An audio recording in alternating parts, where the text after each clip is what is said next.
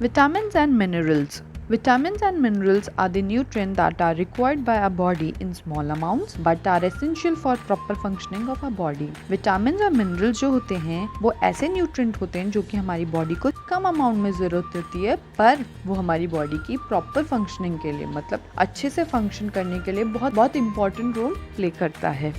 They are also called protective foods because they help in protecting our body against disease. Their deficiency can lead to diseases. Vitamin और mineral को हम protective foods भी कह सकते हैं because वो हमारे बॉडी में डिजीज से लड़ता है. अगर विटामिन और मिनरल्स की कमी हो जाए बॉडी के अंदर तो अलग अलग तरह की बीमारी भी हो सकती है.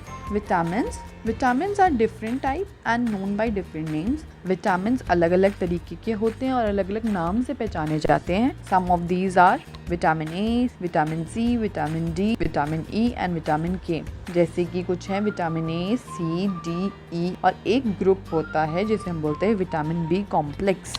यह है विटामिन्स का चार्ट. इससे हमें पता चलेगा कि कौन से विटामिन की कमी से क्या डिजीज हो सकती है और कौन से फूड आइटम से हमें वो विटामिन मिल सकता है. इसका मतलब हुआ कौन से सोर्स से हमें वो विटामिन मिल सकता है. चलो अब हम देखते हैं.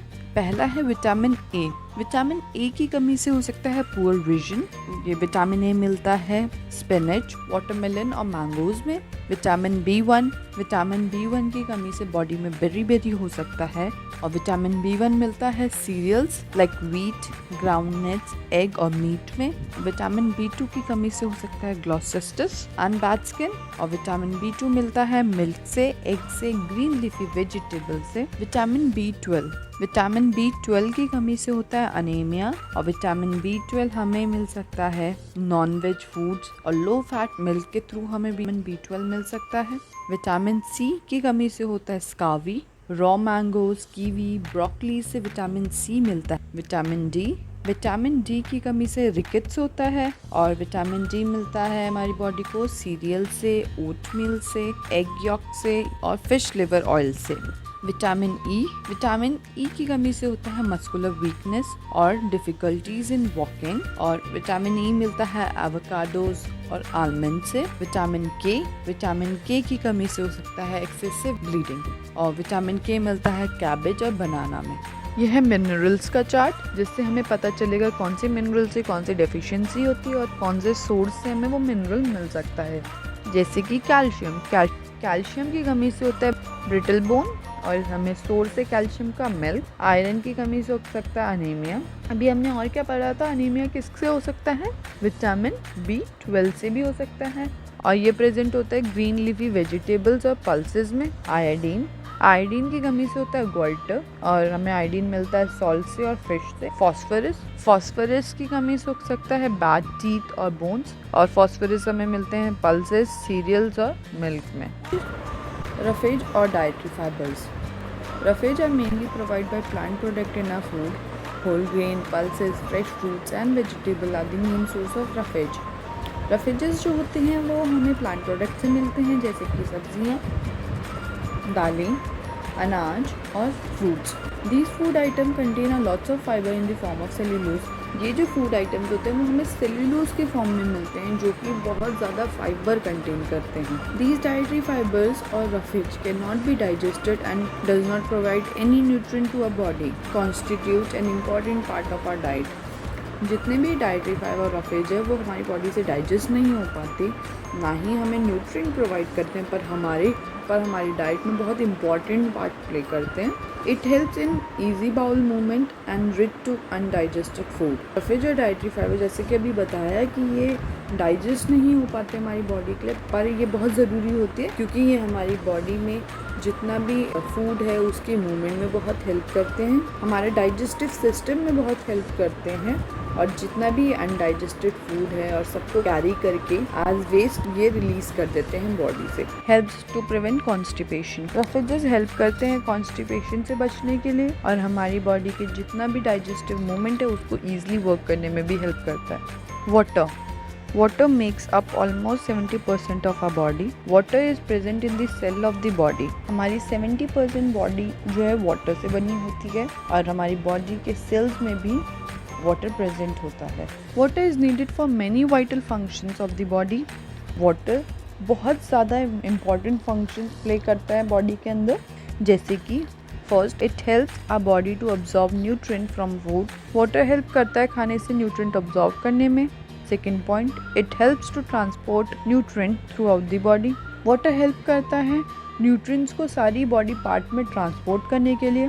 Third point, it helps in collecting waste from different part of the body and remove them in the form of urine and sweat. Water जो है, वाटर डिफरेंट बॉडी पार्ट से वेस्ट लेता है और उन्हें यूरिन और स्वेट के form में रिलीज कर देता है। Our body loses water continuously as sweat and urine, so we need to replenish our body with water by drinking liquid such as water, milk, juice, otherwise it leads to condition of dehydration. हमारी जो body है वो water loose करती रहती है continuously, urine के form में या स्वेट के फॉर्म में, तो हमें रिफिल हमारी बॉडी को करता रहना। पानी पीना चाहिए, दूध पीना चाहिए, जूस पीना चाहिए, ताकि हमारी बॉडी में पानी की कमी ना हो। अगर पानी नहीं पियेंगे हम ज़्यादा, हम अपनी बॉडी को रिफिल करेंगे तो वो डिहाइड्रेशन कंडीशन में भी हमें पहुंचा सकता है। Balance diet, a diet contain all the nutrient in adequate amount according to the requirement of an individuals body is called a balance diet. Balance diet ऐसी डाइट होती है जिसमें हर न्यूट्रिएंट जो है वो प्रॉपर्ली प्रेजेंट हो। हम अगर कोई खाना खाते हैं तो उसमें कार्ब भी प्रेजेंट होना चाहिए, प्रोटीन, फैट, विटामिन्स, मिनरल्स और वाटर, उसे हम बैलेंस डाइट बोलते हैं। हर ह्यूमन बॉडी की अपनी न्यूट्रिशन की नीड्स होती है, तो उस हिसाब से सब ह्यूमन बॉडी की अपनी अपनी बैलेंस डाइट होती है। जैसे अगर किसी ह्यूमन बॉडी में विटामिन की कमी है, उसकी जो डाइट होगी उसमें विटामिन ज्यादा होंगे, पर अगर किसी की बॉडी के अंदर प्रोटीन की कमी है तो डाइट में प्रोटीन का ज्यादा अमाउंट होगा। Our diet must include various nutrients in a right quantity, neither too low nor in excess. हमारे जो डाइट है उसमें न्यूट्रिएंट्स जो होने चाहिए वो राइट क्वांटिटी में होने चाहिए, ना तो ज़्यादा, ना तो बहुत ज़्यादा, ना तो बहुत कम। The diet should also contain a good amount of roughage or water. एक डाइट में रफेज और वाटर भी प्रॉपर अमाउंट में होना चाहिए। हमें मार्केट से महंगी चीज़ें लेके ही हम अपनी बैलेंस डाइट को मेंटेन करें, कि हम स्पेशल फ्रूट्स लेके आए ताकि हमारी बॉडी को और प्रोटीन मिले? नहीं, हम सिंपल से फूड आइटम से भी हम अपने बॉडी में अच्छी डाइट मेंटेन रख सकते हैं, जैसे कि मिक्सचर ऑफ सीरियल से, स्प्राउटेड सीड से, फ्रूट से, ग्रीन वेजिटेबल से, और कुछ फर्मेंटेड फूड्स भी होते हैं जैसे कि इडली, डोसा। इन सब चीज़ों से भी हम अपनी डाइट को बहुत प्रॉपर्ली मेंटेन कर सकते हैं। कुकिंग फूड, अब हमने बैलेंस डाइट में ये तो देख लिया कि हमें अपनी एक्टिविटीज के हिसाब से कैसी डाइट लेनी चाहिए। Food such as cereal, vegetable and meat cook before eating. कुछ खाना जो होता है जैसे कि मीट, वेजिटेबल, सीरियल्स होते हैं, वो हम खाने से पहले पकाते हैं, पर अगर हम ओवर हीटिंग कर दें, ओवर बॉइल कर दें या डीप फ्राई करके बनाएंगे खाना, तो वो अच्छा तरीका नहीं होता खाना बनाने का, क्योंकि उससे ज्यादातर सारे न्यूट्रिएंट्स डिस्ट्रॉय हो जाते हैं जितने भी खाने के अंदर प्रेजेंट होते हैं। Vegetables and fruit should not be washed after cutting और पीलिंग देम। फ्रूट्स और वेजिटेबल्स को हमें छुलने के बाद हमें नहीं धुलना चाहिए, क्योंकि उससे भी ज्यादातर न्यूट्रिएंट्स धुल जाते हैं। The skin of many vegetables and fruit contain vitamins and mineral. कई बार वेजिटेबल्स के छिलके में, फ्रूट्स के छिलके में बहुत विटामिन्स और मिनरल्स होते हैं। डेफिशिएंसी डिजीज, अभी हमने बैलेंस डाइट में पढ़ा कि हम अपने फूड में हर तरीके के न्यूट्रिएंट्स खाते हैं और हमें प्रॉपर अमाउंट में खाना चाहिए। अगर किसी न्यूट्रिएंट की कमी हो जाए हमारे खाने में और काफी टाइम तक हम वो न्यूट्रिएंट ना लें, तो क्या हो सकता है? कोई डिजीज हो सकता है। तो क्या बोलते हैं? Deficiency disease. A person may be getting enough food to eat, but sometimes the food may not contain a particular nutrient. If this continues over a long period of time, the person may suffer from a deficiency. अगर किसी human को अच्छे से खाना मिल रहा है पर उसमें एक पर्टिकुलर न्यूट्रिएंट है वो कम हो जाता है, वो बहुत टाइम तक उसे नहीं मिल पाता, तो उस पर्सन की बॉडी में उस न्यूट्रिएंट की डेफिशिएंसी हो जाएगी। Deficiency of one or more nutrient can cause disease or disorder in a body.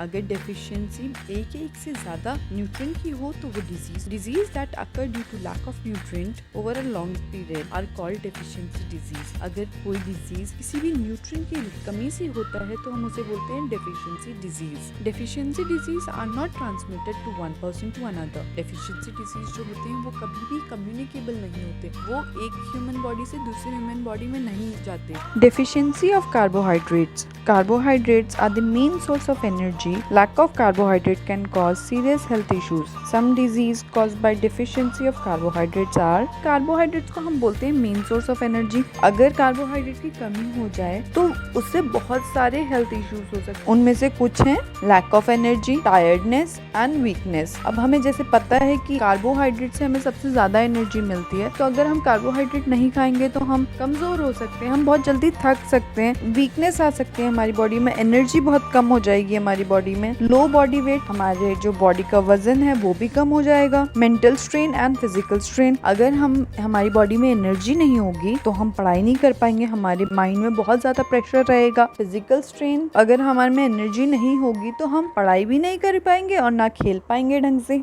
Deficiency of proteins. If a person does not get enough protein in her diet for a long time, he or she is likely to have stunted growth, swelling of face, discoloration of hair, skin disease and diarrhea. अगर body के अंदर protein की कमी होगी तो उसकी growth properly नहीं होगी, फेस में बहुत ज्यादा स्वेलिंग हो जाएगी, बाल सफेद होने लग जाएंगे, मतलब डिकलरेशन हो जाएगा बालों का, स्किन में डिजीज भी हो सकती है और डायरिया भी हो सकता है अगर हम प्रॉपर्ली प्रोटीन नहीं लेंगे। दो और डिजीज हैं जो प्रोटीन की कमी से हो सकती है। First is kwashiorkor मोरास्मस।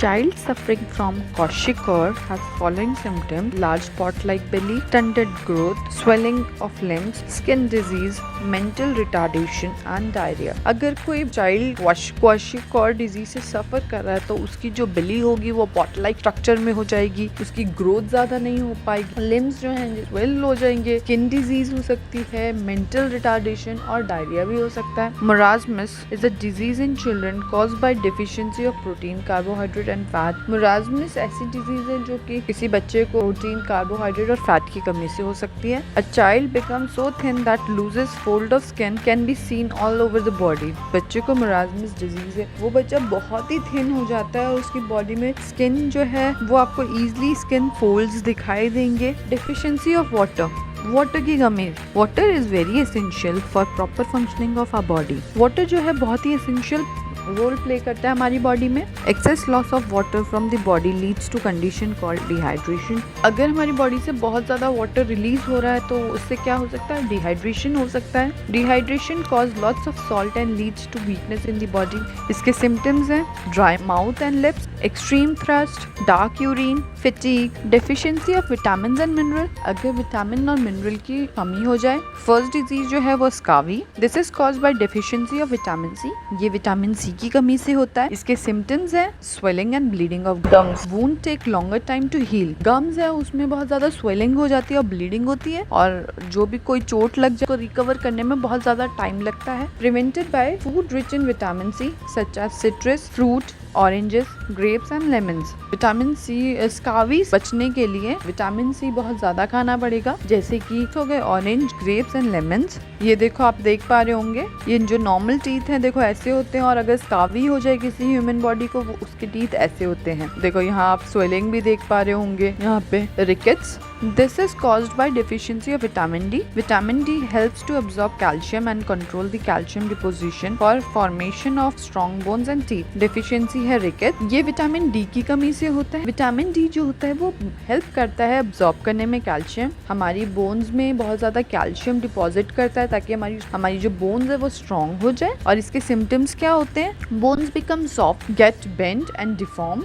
bow legs, loss of teeth and bending of spine. In adult, bone become brittle and get fractured easily. इसके symptoms होते हैं, bones होती है वो बहुत soft हो जाती है, वो easily bend हो जाती है और दांत हैं वो भी टूटने लग जाते हैं और जो बैकबोन बेंड करने लग जाती है। किसी एडल्ट को विटामिन डी की कमी हो जाए तो उसके जो बोन्स हैं वो बहुत जल्दी फ्रैक्चर होने लगते हैं। Prevented by vitamin D is found in cold liver oil, milk, butter, green leafy vegetable. It is also synthesised by our body on exposure of sunlight.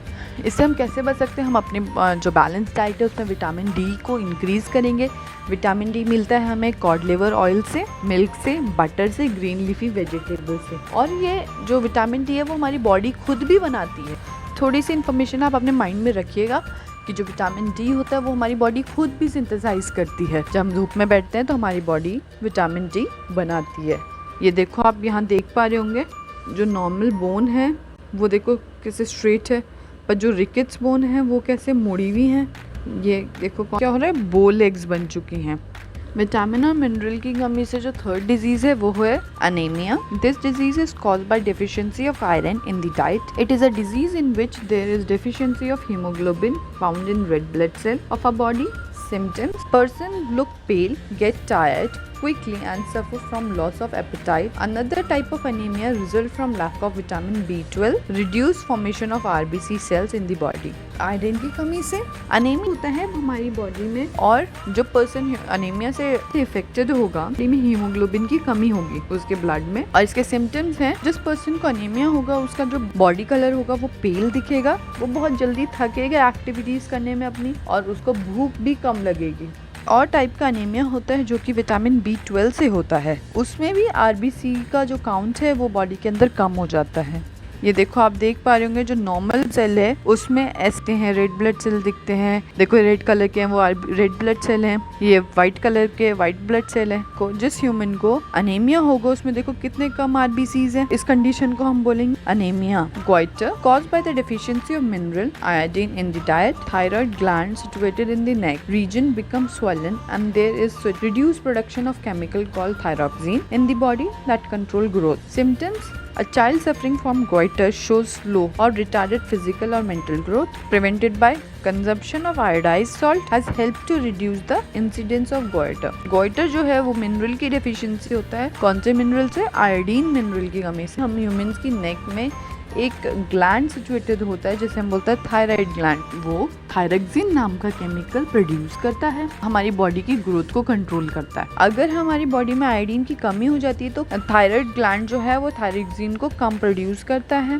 देखो, आप ये देख पा रहे होंगे एक थायराइड ग्लैंड है जो हमारी नेक में सिचुएटेड है। अगर हम आयोडीन नहीं खाएंगे प्रॉपर्ली तो क्या हो जाएगा, स्वेलन अप हो जाएगा और एक पाउच लाइक स्ट्रक्चर बना देता है वो एडल्ट में। इसके सिम्टम्स होते हैं, जो कोई बच्चा अगर सफर कर रहा है, प्रॉपर मेंटल और फिजिकल ग्रोथ नहीं हो पाती। ये प्रिवेंट होता है आयोडाइज्ड सॉल्ट से, नमक खाने से, beriberi cause by deficiency of vitamin B, vitamin B की कमी से, cause weak muscles and very little energy to be. Vitamin B की कमी से बेरी होता है और इसके वजह से जो मसल्स हैं वो बहुत वीक हो जाती है और एनर्जी नहीं होती कोई भी काम करने के लिए, मतलब बहुत ज्यादा टायर्ड हो जाते हैं। Night blindness caused by vitamin A, ये विटामिन ए की कमी से होता है। Cause poor vision and loss vision in darkness, vitamin A की कमी से आंखें कमजोर हो जाती है और रात को दिखना ही बंद हो जाता है, जिसे हम बोलते हैं नाइट ब्लाइंडनेस।